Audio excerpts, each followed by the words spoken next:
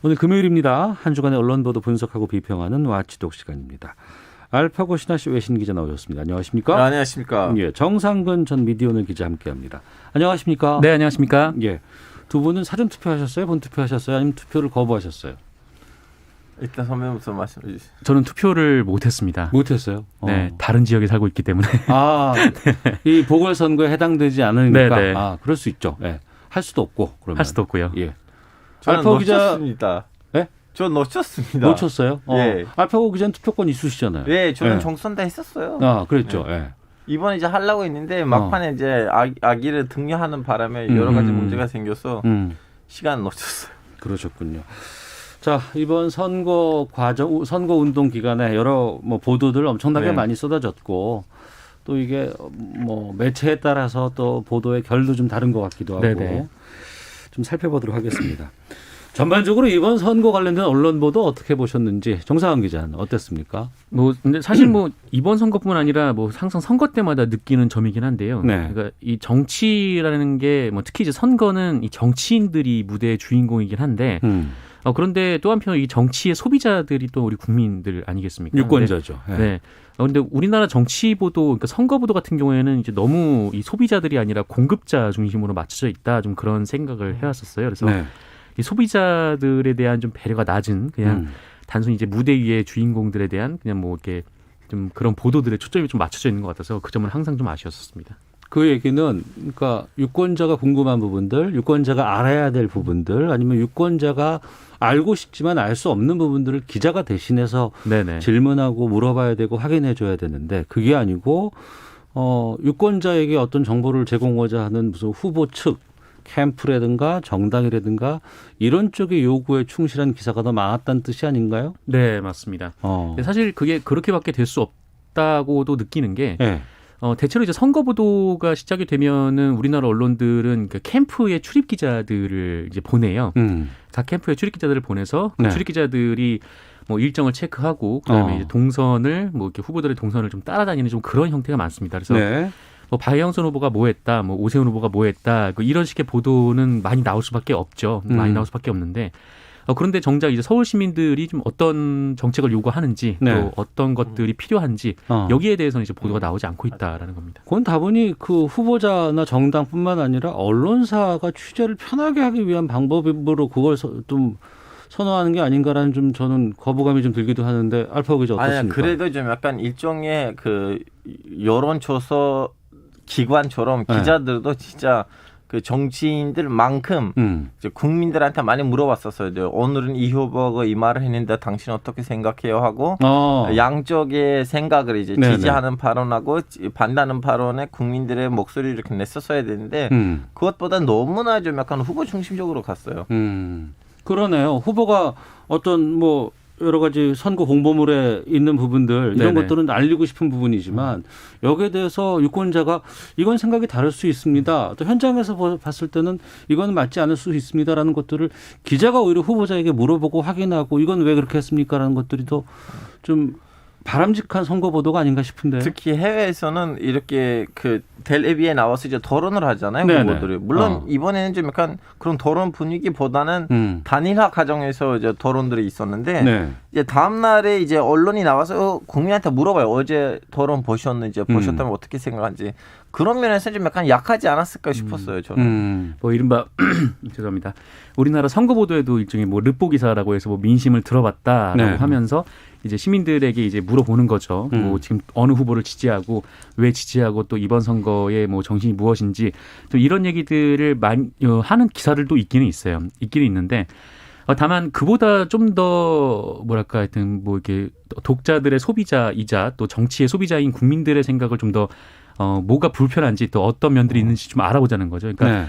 이를테면은 그냥 어떤 후보가 이런 얘기를 해서 그런 거에 대한 국민들의 입장을 물어보는 게 아니라 직접 기자들이 후보들만 따라다니지 말고 각자 노원구 강북구 이렇게 서울 곳곳에 가서 네. 실제로 지역 현안이 뭐가 있는지 지금 재건축 재개발 얘기가 있지만 용적률을 높인다 만다 얘기는 있지만 실제로 동네 가보면은 이 높은 주거 건물들끼리 바삭바삭 붙어 있는 건물들도 많거든요. 예, 예. 거기에 사는 분들은 좀 어떻게 생활을 하고 있는지, 좀 서울시가 어떤 개선책을 줬으면 좋겠는지 그런 식으로 의견을 모아서 이 서울시장 후보들에게 역으로 질문하는 좀 그런 형태가 어떨까 싶은 맞습니다. 거죠. 그런 보도 좀 많이 봤으면 좋겠고 그렇게 후보자 만약에 위주의 보도를 한다고는 하는데 거기서도 문제가 되는 게 소수정당 후보라든가 뭐 무소속 후보라든가 이곳에 이분들에 대한 정보는 정말 찾아볼 수가 없었어요. 이 얘기도 하려고 했었는데 네. 원래 이제 해외 사례는 어떠냐면 이제 나라마다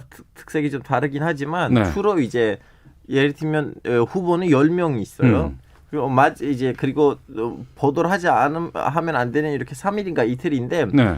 그 전에 12일에 남았을 때 이제 후보들의 순서대로 이제 매일매일 모든 언론사가 거의 좌이든 우이든 그 메인 화면을 그분들한테 맡겨줘요. 그래서 오늘은 월요일은 우리는 1번 후보로 만났습니다. 네. 화요일은 2번 후보로 만났습니다. 그리고 거의 그 양이 비슷하게 인터뷰를 만들고 올려줘요. 예. 그리고 되도록 그 언론사들이 그 자기 성향이 무엇이든 간에 그냥 그 후보랑 친해지면서도 이렇게 대화하는 식으로 하는 대화를 실어주거든요. 이제 저는 이번에 이렇게 뭐라고 해야 되나 거의 어떻게 보면 1번 후보하고 2번 후보를 제외하면 나머지 기타 후보들의 그 비율을 보면 한 2%? 많아봤자 3% 안 되는 그 이유는 언론의 문제라고 봅니다. 언론이 오히려 더 극단적인 투표를 오히려 조장한 측면이 있다. 왜냐하면 나머지 분들의 목소리가 안 나잖아요. 나왔으니까. 특히 그 KBS 같은 그 해외에 있는 국영 방송국은 공짜로 돈을 안 받고 그 시간대가 있어요. 거의 네네. 모든 후보들은 동등하게 같은 시간대를 주거든요. 예. 거기에다가 웬만큼 사람 다 나와요. 물론 KBS에서도 이제 후보들의 공약이라든가 양력이라든가 이런 또 토론회 같은 것들은 이제 어차피 그 중앙선관위의 그 관리를 받기 때문에 다 보장을 해드리고 그런 방송들은 내보내고는 있었거든요. 그럼에도 불구하고 이제 아무래도 여러 가지 시간이라든가 이런 것들이 편차가 좀 너무 심하니까. 그렇죠. 그러니까 우리나라가 아까도 말씀드렸지만 이 선거를 취재할 때 이제 출입 기자들이 후보 캠프로 들어가서 이제 취재를 하고 그 결과물을 내보내는 방식이다 보니까. 네. 근데 또 대체로 우리나라 뭐 법적으로는 아니지만 그 사실상 뭐 이제 선거 결과를 보면 양당이 주로 이제 당선이 되는 좀 그런 상황이다 보니까 이 출입 기자들 배치되는 거 보면은 뭐 1번 정당 후보에 뭐 3명, 뭐 2번 정당 후보에 3명 이렇게 하고 혹시 3번 정당이 좀 변수가 된다 그러면 1명 들어가는 거고 네. 이 나머지 정당은 아예 출입 기자를 배치를 하지 않아요. 근데 그러다 보니까 그 아래서 일어나는 뭐 어떤 일들 또 뭐 정책적 부분들 그리고 혹은 뭐 소수 정당 후보들이라도 그들에 대한 검증에까지 이게 뭔가 보도가 이제 미치지 않는 겁니다. 네. 그 공식 선거운동 들어가면서 또 의혹 제기도 상당히 좀 심했었는데 이 의혹이 나왔을 경우에 특히 보면 이제 그 TBS 그 김어준의 뉴스공장 이쪽에서 이제 그 오세훈 후보 관련된 의혹 그 인터뷰가 꽤 많이 나왔거든요. 근데 이 부분이 제대로 다뤄지지 않았다 이런 것을 그 김어준 씨의 직접 개표 방송에서 언급했다고도 하고 이 부분은 어떻게 봐야 될까요? 알파고 기자. 와, 제대로 언급 안 했다면 그거 언론 전체의 문제지. 왜냐하면 뭐라고 해야 되나요? 근데 또 그런 의혹을 강력하게 제기하는 것도 김어준 선배가 됐다는 것도 또 다른 아이러니예요. 왜냐하면 또 거기서 또 다른 문제가 제기돼 있잖아요. 근데 어떻게 보면 공약 중에 하나는 오세훈 시장이 당선되면 물론 당선됐지만 뉴스 공장을 없애겠다는. 그래서 제 보기에는 없애겠다는 게 아니고 교통방송 위주로 해라 뭐 이런 주장이었던 것 같아요. 거의 그 의미이긴 한데 제 보기에는 그 토론 자체가 제가 별로 들어가고 싶지 않는 토론이에요. 왜냐하면 그렇게 퀄리티가 높은 토론이 아닌 것 같아요. 정상훈 기자. 그러니까 뭐 언론이 뭐 여러 가지 이제 뭐 선거 관련해서 보도를 하지만 그 또 하나의 중요한 기능은 분명히 그 후보들에 대한 검증도 필요한 부분은 분명합니다. 그래서 이 검증을 어떻게 할 것인가 뭐 이 부분에 좀 초점을 맞춰서 좀 이 문제를 좀 봐야 될 것 같고 근데 어쨌든 뭐 TBS가 마치 이제 그 오세훈 후보의 이제 주요 대항마처럼 이제 포지셔닝 된 측면은 있지만 이 사실 이 내곡동 현장 측량 현장에 갔다 안 갔다 뭐 이 부분에 대해서 의문을 제기한 건 KBS가 먼저였거든요. KBS가 먼저 보도를 했습니다. 네, 그래서 후보자들에 대한 뭐 의혹, 검증 보도라는 측면에서 KBS 보도는 충분히 할 수 있는 보도라고 보고 또 여러 가지 의혹이 제기되면 언론은 그걸 보도를 할 수 있다라고 봅니다. 그래서 뭐 만약에 여기에 대해서 뭐 너무 한쪽에만 치우친 거 아니냐라는 의문을 제기를 했을 때 네. 오히려 박영선 후보에 대한 검증 기사가 없었다라는 점에 좀 더 주목을 해야지 뭐 이쪽 한쪽 얘기 한쪽에 대해서만 검증을 한다. 뭐 그것이 이제 부적절하다. 뭐 그렇게 논리적으로 가는 거는 좀 좋지는 않은 것 같습니다. 유권자에게 바람직한 정보를 제공하고 또 풍성한 내용을 담은 선거 보도가 되기 위해서는 어떤 것들이 필요하다고 보시니 짧게 말씀 듣고 다음 주제로 가죠. 네, 뭐 아까도 말씀드렸지만 그 소비자들을 중심으로 한 좀 그런 보도들이 많이 나왔으면 좋겠어요. 그래서 실제로 서울시에 사는, 부산시에 사는 시민들이 어떤 점에 불편을 갖고 이 서울에 1,000만의 시민이 살고 있으면 1,000만 개의 불만이 있지 않겠습니까? 네. 그래서 그런 것들을 잘 모아서 이 후보들에게 전달해서 반영될 수 있는 좀 그게 더 삶의 질을 더 향상시키는 선거 보도가 되지 않을까. 네, 알파고 기자. 소수 후보자들한테도 이렇게 작은 정당들의 후보자들도 이렇게 언론에 더 크게 좀 약간 나왔으면 좋겠다는 거 제 바람이에요. 네. 여러 가지 뭐 할 말은 있는데 뭐 그냥 하겠습니다. 자, 화치독 다음 주제로 가죠.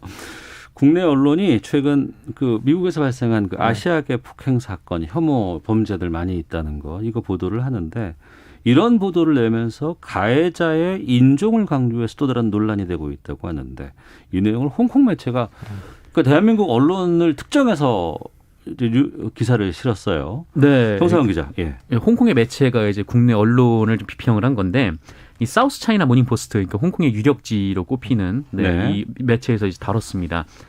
지난 4일에 한국의 미국 내 반아시아인 공격 보도는 인종 차별적인가라는 제목의 기사를 냈는데 지금 미국에서 아시아계에 대한 폭행 사건이 굉장히 좀 많이 제기가 되고 있고 또 이것이 한국에서 수많은 기사로 다뤄지고 있는데 네. 이 한국에서는 이 가해자의 인종을 강조하는 보도가 많다라는 거예요. 네. 그러니까 무슨 말이냐면 이 상당수 기사에서 이 가해자가 이제 특정 인종이라는 점을 강조하고 있다라는 건데 이 사우스 차이나 모닝 포스트는 이 정작 미국 언론은 이 가해자의 그 인종을 그 강조하고 있지는 않은데 네. 세계에서 가장 민족성이 단일한 나라 중 하나인 한국의 언론 보도에서는 쉽게 가해자의 인종을 확인할 수 있고 심지어 제목으로도 알 수 있다.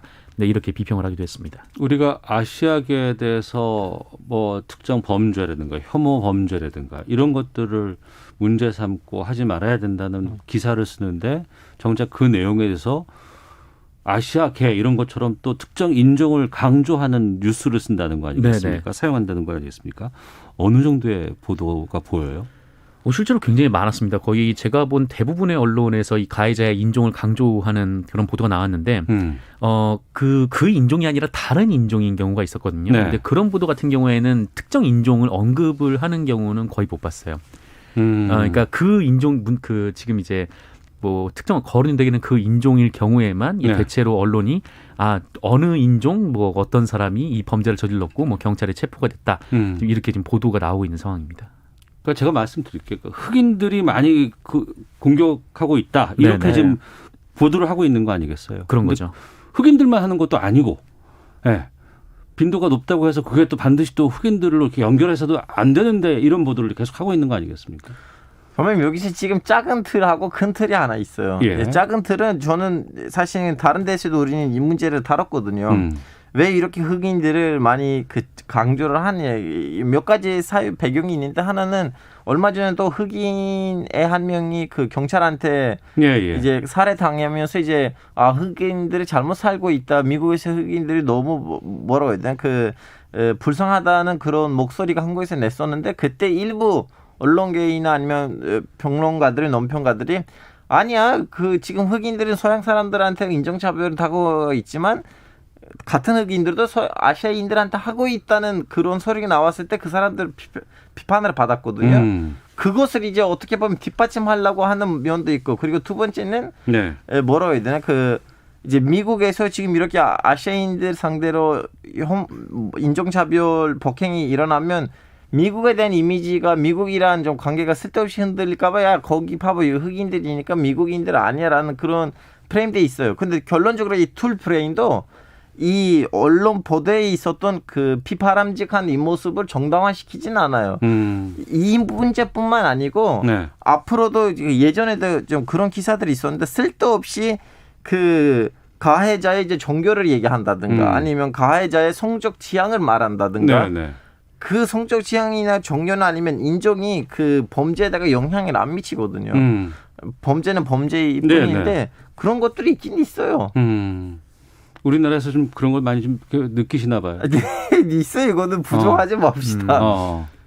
그러니까 뭐 이 시절에 보면은 그러니까 역으로 좀 생각해 보면 이렇게 보면 알 수 있을 건데, 그러니까 만약에 미국에서 한국인이 범죄를 저질렀단 말이죠. 네. 한국인이 범죄를 저질렀는데 이 미국 언론에서 그 한국인의 이름, 그러니까 뭐 정상근이 이런 범죄를 저질렀다, 뭐 이렇게 보도하는 것이 아니라 한국인이 이런 범죄를 저질렀다라고 보도를 한다면은 이 기사를 본 사람들의 반응이 그 이름을 적었을 기사를 때와 통해서 또 우리 한국인에 대해서 혐오라든가 이런 것들이 또 확산될 수 있는 여지가 충분히 있는 거 아니겠습니까? 맞습니다. 그래서 이번에 이 이른바 이제 아시아계 폭행 사건에 대한 기사들이 쭉 나왔을 때 이 특정 이제 흑인을 강조하는 이 기사들이 나왔을 때 그 댓글들을 보면은 대체로 흑인들에 대한 비판이 굉장히 많았어요. 그러니까 너희들이 뭐 이래서 안 되는 거다라든지 뭐 우리는 뭐 흑인 인종차별 문제에 대해서 뭐 비판했는데 너네는 뭐 어떻게 했더라 뭐 이런 식으로. 그러니까 흑인 모두의 문제가 아니고 모든 흑인들이 그렇진 않은데 이게 하나의 인종으로만 이렇게 특정을 했을 때 이런 문제가 발생을 한다는 거죠. 네. 차별과 혐오에 대해서 문제를 삼는 언론 보도를 하면서 또 그것이 또 차별과 혐오를 조장하고 오히려 또 이것을 놔두는 이런 상황들은 없어져야 될 것 같습니다. 어떻게 하는 게 바람직해 보이세요? 한 말씀씩 듣고 마치겠습니다. 이거 쉽게 풀릴 문제가 아닌 것 같은데. 앞으로 시간을 좀 더 두고 좀 한번 더 해볼까요? 많이 국제화돼야 되고 더 많이 많은 민족하고 인종이랑 교류를 해야지 시야가 넓혀지고 다음에는 이제 특정한 범죄를 특정한 인종이나 종교나 아니면 집단이랑 연결시키지 않는 마인드가 세탑될 것 같아요. 정상훈 기자는요? 결국은 이제 뭐 그 하나의 이제 국지적인 사안을 이제 전체로 확대하는 좀 과잉 해석은 좀 자제를 해야 되는 거고 특히 언론 보도를 할 때는 이 보도가 사람들한테 많은 영향을 미치기 때문에 정말 단어 하나하나 신중해야 될 것 같습니다. 말씀이 바로 중요한데 사람 한 분 한 분에게 언론 보도가 영향을 끼칠 수밖에 없거든요. 그러면 이 언론 보도가 사람들에게 긍정적인 이미지, 사회를 발전시키는 방향으로 나아가게끔 해줘야 되고 그런 기사들이 나와야 되는데 그게 그렇지 않다 그러면은 언론 보도로서의 존재 가치를 잃어버리는 것 아니겠습니까? 네. 여기에 대해서는 저희가 한번 좀 시간 한번 따로 잡아서 두 분과 함께 계속 좀 나중에라도 한번 챙겨보는 시간 갖도록 하겠습니다. 자, 주간 미디어 비평 와치독 정상근 기자, 알파고 신하시 외신 기자 두 분과 함께했습니다. 두 분 오늘 말씀 고맙습니다. 고맙습니다. 네, 감사합니다.